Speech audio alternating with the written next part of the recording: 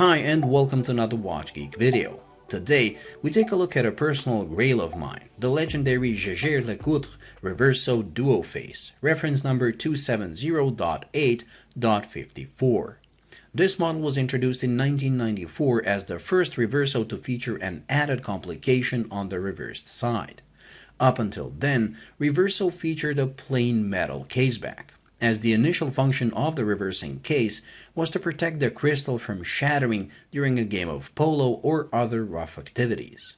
That means this was originally designed as a sports watch that can take a beating, so almost like a 1931 version of a G-Shock.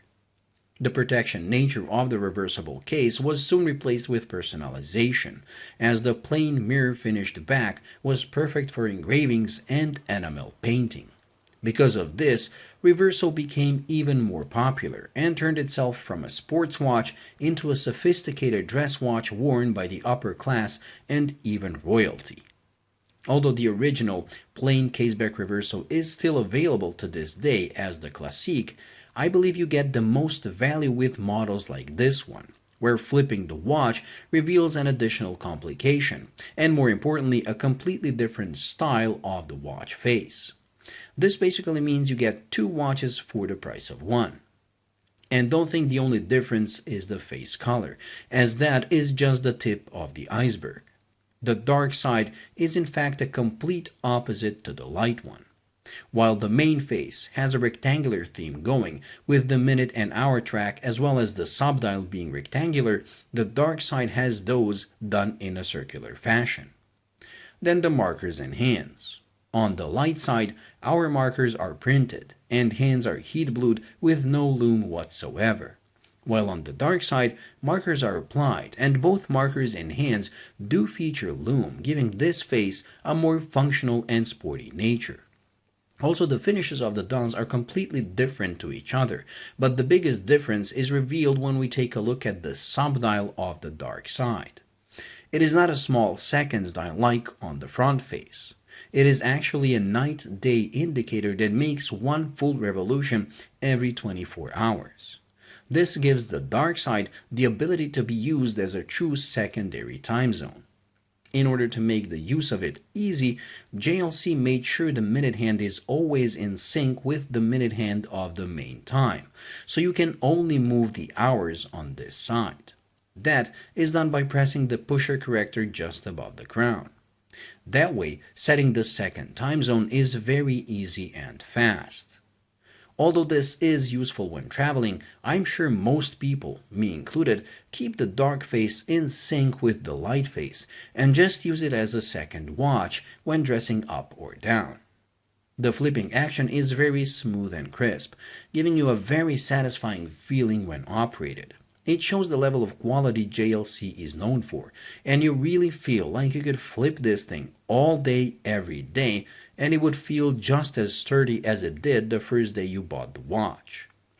I'm personally amazed that a watch that uses a hinged and suspended case not only doesn't rattle, but doesn't feel delicate at all. I kid you not, this thing feels like a tank. This quality is seen on every part of the watch, as everything is finished to a very high level. There are no blemishes or irregularities, and that is especially impressive when you know how small everything on this watch is. It may not show in the videos and pictures, but the main logo, for example, is the size of the Swiss-made label on some other watches I reviewed. That is the result of a pretty small face on an already small watch. With a lug-to-lug of just over 42 mm and a width of 25, this is the medium-size Reverso, and one that I have to admit wears perfectly on my 6.7-inch wrist.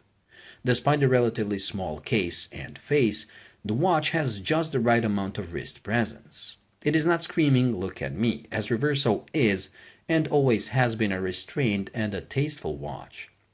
But thanks to the unique and beautiful case finish and shape, it will get noticed by people who are into watches. But what impresses me the most is the lack of thickness. With a dual-face complication, where you have additional gears on the back of the movement and double the number of dials and hands, you would expect a thicker case on that merit alone. But the thickness doesn't just come from the case itself, as you have to count in the carriage that the case is suspended on. Not only does it have its own bulk, but there is also a small gap between the base and the case, so the crystal doesn't scratch the base while being flipped. Considering everything I just mentioned, you could forgive JLC even if the Reverso was a 13+ mm thick watch. Luckily, you don't have to, as this thing is under 10 mm, which is thinner than most three-hand automatics produced today. That amazing lack of thickness comes as a result of the fully in-house made caliber 854 that, despite having 45 hours of power reserve and the fact it has moving gears on both sides of the movement, still comes at just 3.8 mm in thickness. So for roughly 5,000 euros, you get a watch that can stand proud among the best out there, as Jaeger LeCoultre is considered high horology. That, let's not forget, supplied movements to the Holy Trinity, Audemars Piguet, Patek Phillipe, and Vacheron Constantine, giving JLC the label of a watchmaker's watchmaker, and the Reverso is their most iconic piece. Just as JLC is a watchmaker's watchmaker, the Reverso is a watch lover's watch. This is not something you buy to impress your peers at work, as they most likely won't know what it is. You have Rolex and Omega for that. This is a watch you buy when you really love watches and buy it to impress yourself. I have to admit, any doubts I had about this piece were gone as soon as I took it out of the box. And no matter how good videos and pictures of this watch are, they don't do it justice.